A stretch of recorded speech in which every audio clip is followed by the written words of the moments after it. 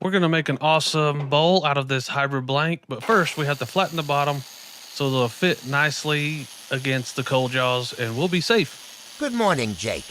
Good morning back to you, Johnny. You know, that's the best way you could ever start a conversation, by saying good morning. I know I'm just a robot, but I do know how to use manners. Yeah, we'll see how long that lasts, Johnny. Not a lot of faith in me. I have lots of faith in you, Johnny. It's just in the opposite direction. Anyway, do you know what we're doing today? You said at the very beginning that you were making a hybrid bowl. Was you not paying attention?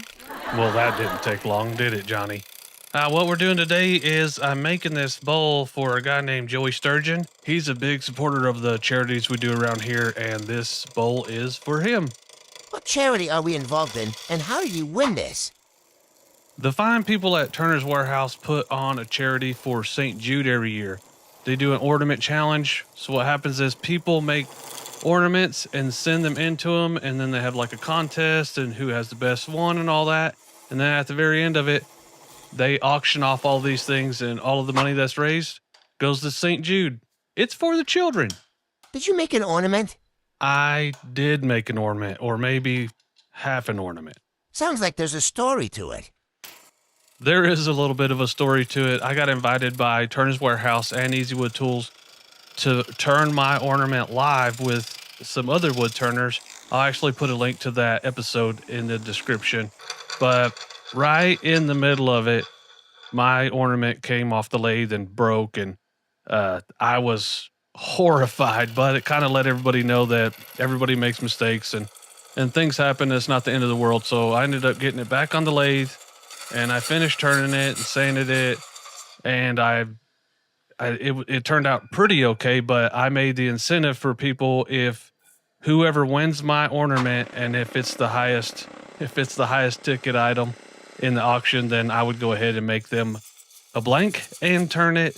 And Mr. Joey Sturgeon, he went and knocked this out of the park with his bid. So we're making this for him and Turner's Warehouse, Easy Wood Tools, and St. Jude's. And remember, it is for the children.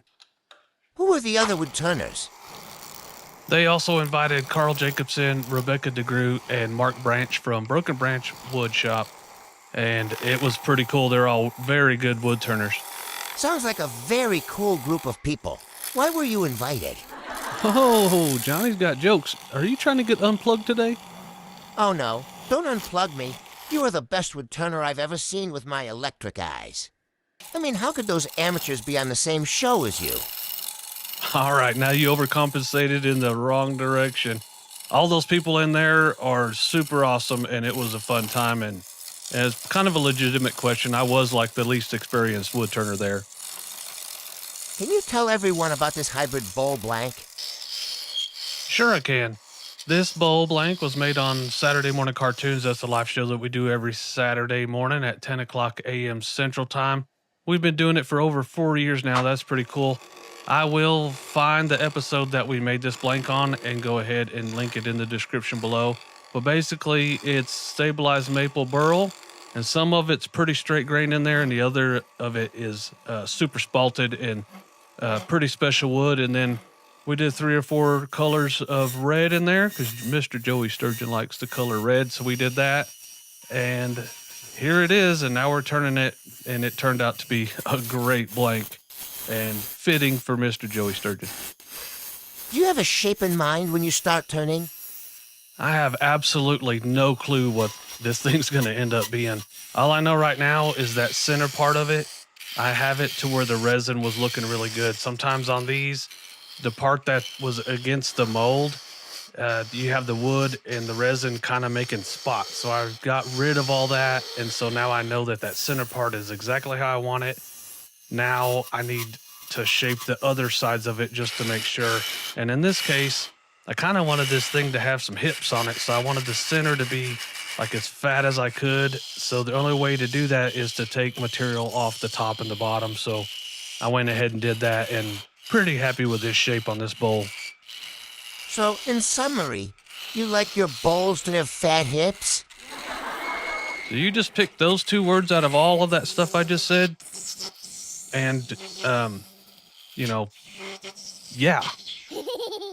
Anyway, check out that #1 hollower from Easy Wood Tools. It will hollow the inside of a bowl like nobody's business. Do you have a technique for shaping the inside of a bowl? The first thing that's on my mind when I'm shaping the inside of a bowl is just that I want it to be successful. And on this channel, we pretty much teach beginners how to do stuff. So I want everybody to learn how to be successful. And how I do that is I just make a pretty shape on the inside. I make it to where it's got enough depth, but I'm not in any danger of going through and making a funnel out of this thing. And the same with the sides. If they're a little bit thick, I really don't care as long as it's pretty and it's pleasing to the eye and it's successful. So for beginners, my advice would be just get it to where it looks good and then know when to quit. And right about now, it's time to quit. Sanding, yay. Don't sound so enthused about sanding, Johnny. What's the matter? You don't like sanding? Everyone hates sanding. I don't know if I would say everybody, but I'll at least say you don't have to love sanding, but you need to get along with it. What is this? That, my friend, is a lathe, buddy.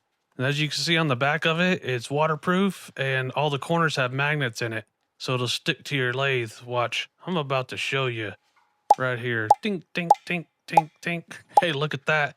That thing will go on there and now you don't have to like put wood up there. I usually do that. And now you can wet sand or Yorkshire grit or do all this kind of stuff without messing up your lathe.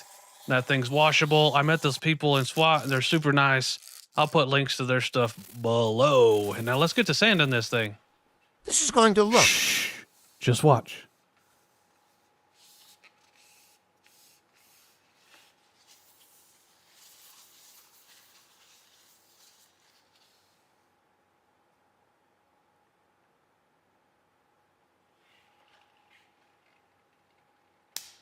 Can I talk now?